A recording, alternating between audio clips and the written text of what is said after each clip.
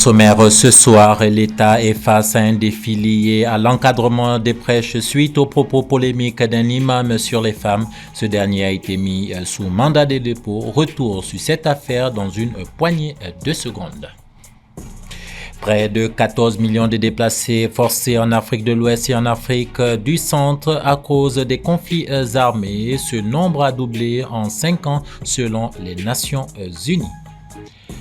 Afin de lutter efficacement contre le terrorisme, le Niger adopte des mesures exceptionnelles. Les précisions sur ces dispositions au cours de cette édition. Madame, monsieur, bonsoir. L'imam Bandjougou Traoré a été arrêté et placé sous mandat de dépôt le 10 septembre dernier par le pôle national spécialisé de lutte contre la cybercriminalité. La justice reproche à l'imam Traoré ses propos à l'endroit des femmes, notamment militaires et sportives, lors d'un de ses prêches. Étant déjà sous le coup d'une condamnation, cette nouvelle arrestation relance la question de la réglementation des prêches et de l'exercice de la liberté religieuse, nous dit Paul Yapinguessan. L'imam Traoré doit cette incarcération à des propos misogynes prononcés lors d'un sermon le 30 août 2024. Une détention intervenue malgré que le prêcheur ait présenté des excuses après le tollé soulevé par ses propos. L'imam Traoré, qui est déjà sous le coup d'une sanction judiciaire, avait été condamné à 18 mois de prison et au paiement d'une amende, assortie de 16 mois de sursis en mars 2024. Avant d'être libéré. Interpellé pour atteinte au crédit de l'État, diffusion, publication de fausses nouvelles, fait de mauvaise foi et de nature à troubler la paix publique, injures, diffamation et outrage à magistrat. L'imam Bandjougou Traoré avait été écroué le 4 janvier 2024. Avant lui, le prêcheur Chouala Bayala Aïdara était aussi passé par la case prison. Ce dernier, poursuivi pour atteinte au crédit de l'État et propos tendant à troubler l'ordre public, avait été arrêté en décembre 2023. Le 29 février 2024, il a obtenu une liberté provisoire pour raison de santé après plus de 2 mois d'incarcération. En juin 2024, le procureur du pôle national de lutte contre la cybercriminalité a ordonné l'incarcération de Mahamadou Bassirou Kissa, alias Karamoko Befo Junior. Le guide spirituel de l'association Bassiroudine avait été interpellé le 13 juin 2024 par la brigade d'investigation judiciaire et placé sous mandat de dépôt le 14 juin par le procureur en charge de l'assainissement du cyberespace. Dans une vidéo diffusée sur les réseaux sociaux où il s'exprimait sur le sacrifice du mouton pour la fête de Tabaski, il affirmait qu'à défaut de se procurer un bélier, un devoir conjugal plus prolongé que d'habitude pouvait valablement remplacer le sacrifice d'Abraham. Le tribunal de grande instance de la commune 6 a jugé le 9 mars 2020 l'affaire ministère public contre le prêcheur Bandjougou Doumbia, jugé pour apologie du terrorisme, incitation à la sédition et offense au chef de l'État, a été condamné à 2 ans de prison ferme par les juges. Il avait été arrêté le 17 février 2020 par la brigade d'investigation judiciaire suite à une vidéo qui avait suscité un vif émoi sur les réseaux sociaux et où il avait tenu des propos injurieux et menaçants à l'encontre du président de la transition et de sa famille. Il avait également affirmé son soutien aux terroristes Amadou Koufa et Iyad Agali.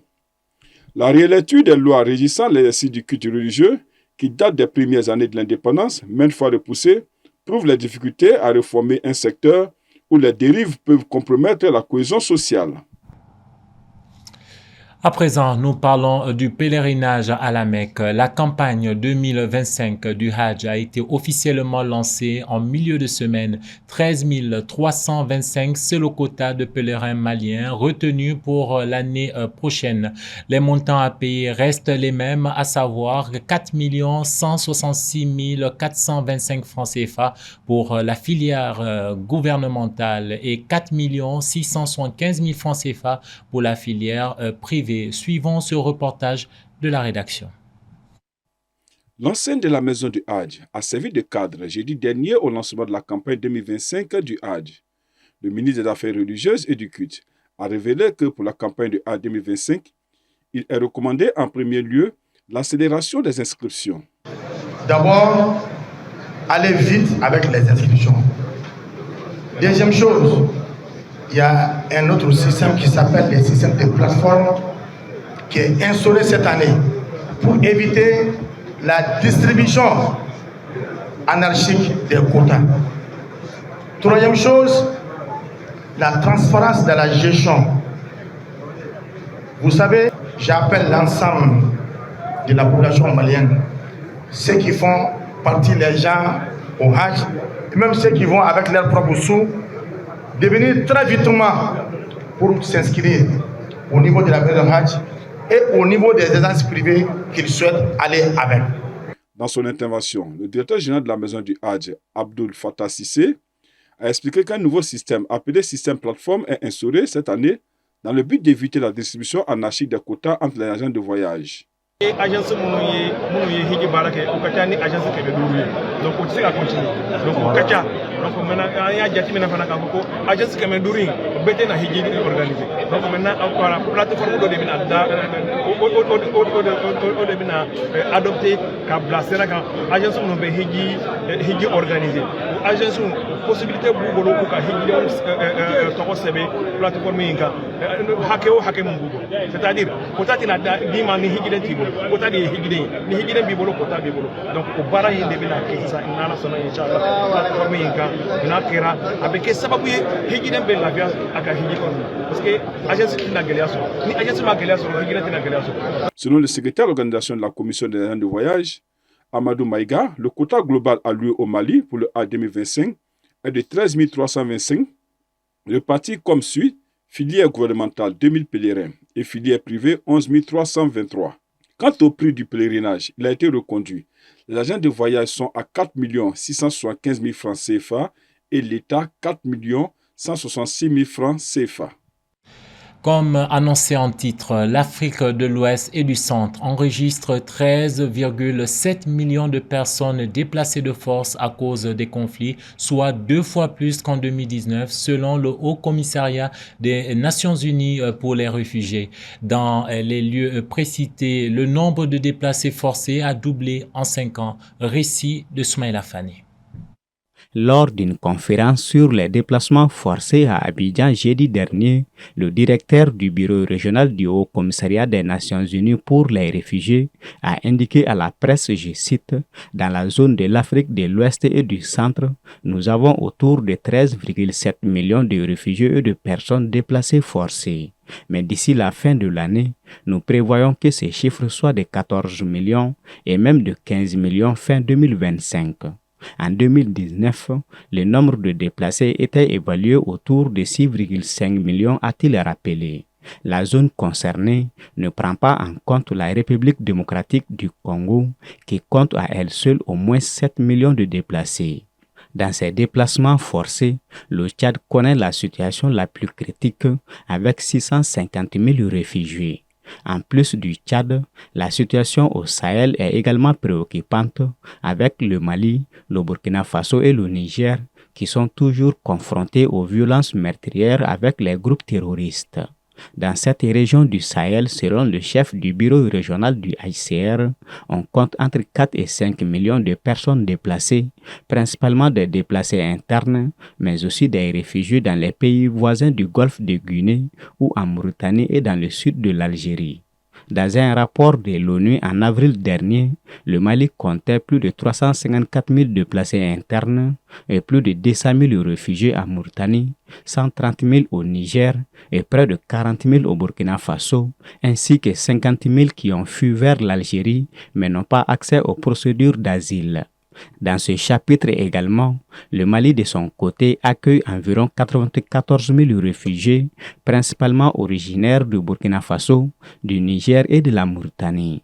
Face à des situations où les populations ne peuvent pas retourner chez elles, parfois pendant plusieurs décennies, le HCR souligne l'importance d'intégrer ces réfugiés dans les programmes de développement des pays d'accueil. Et en image, le président burkinabé, le capitaine Ibrahim Traoré, a dépêché son moniste de l'administration du territoire auprès de Bassirou Diomaye Faye, président du Sénégal et médiateur de la CEDEAO, dans le cadre des échanges avec les pays de l'Alliance des États du Sahel, AES. Cette rencontre fait suite à la visite du président Faye au Burkina Faso le 30 mai dernier. Lors de son séjour à Ouagadougou, le président Bassirou Faye Ndiaye avait exprimé sa préoccupation face à la fermeture du dialogue au sein de la CEDEAO, tout en précisant, je cite, « Il ne nous faut pas non plus fermer les fenêtres et tirer les rideaux, il faut laisser des espaces. » Fin de citation. Dans l'actualité sous-régionale, toujours au Niger, face à la recrudescence des attaques terroristes visant des positions militaires ces derniers jours, le gouvernement a annoncé en Conseil des ministres du 19 septembre la prise de mesures exceptionnelles de sécurité tout en assurant que la situation est sous contrôle. Suivons ces explications. Au Niger, au moins 12 soldats ont été tués dans 3 attaques séparées entre dimanche et mardi dans diverses parties du territoire. Ces attaques, qui coïncident avec le premier anniversaire de l'avènement de l'Alliance des États du Sahel AES, regroupant le Mali, le Burkina Faso et le Niger, ont aussi frappé plusieurs points sensibles de Bamako le mardi. Elles s'inscrivent dans une tentative de déstabilisation des États membres de cette alliance et visent à saper la dynamique de développement engagée par ces 3 pays alliés. En réponse à la récurrence de ces attaques, le gouvernement du Niger a annoncé en Conseil des ministres des mesures exceptionnelles, parmi lesquelles la prorogation de l'état d'urgence dans la région de Difa, ainsi que dans plusieurs départements des régions de Tawa et de Tillabéri. Cette décision, prise conformément à l'ordonnance numéro 2024-38 du 13 août 2024, permet de renforcer les mesures de sécurité dans ces zones d'opération militaire. Ces mesures exceptionnelles prévues incluent une augmentation des troupes et un renforcement des opérations sur le terrain visant à contenir et prévenir toute nouvelle attaque. Le Conseil des ministres tient à rassurer les populations que la situation est sous contrôle et a également rappelé aux populations locales l'importance de suivre scrupuleusement les consignes de sécurité afin de garantir leur protection et faciliter le travail des forces armées. Selon l'organisation ACLED, qui répertorie les victimes des conflits dans le monde, quelques 1500 civils et militaires sont morts dans des attaques terroristes depuis 1 an au Niger, contre 650 entre juillet 2022 et 2023. Football avant de nous quitter. Le stade malien de Bamako se qualifie pour la phase de poule de la Coupe de la Confédération africaine. Les Blancs de Bamako ont dominé hier 20 septembre à Bamako, Payneville FC sur le score de 3-1. Les 3 buts stadistes ont été marqués dès la première période. Cette victoire acquise lors du match retour du tour préliminaire offre au club malien une qualification historique. Les Maliens de SMB joueront désormais dans le lot des meilleures équipes africaines lors de la phase de poule de cette compétition continentale. Voilà qui vient mettre un terme à cette édition d'information que j'ai pris plaisir à vous présenter. Madame, Monsieur, merci de votre fidélité un peu partout en Afrique et dans le monde, particulièrement en France.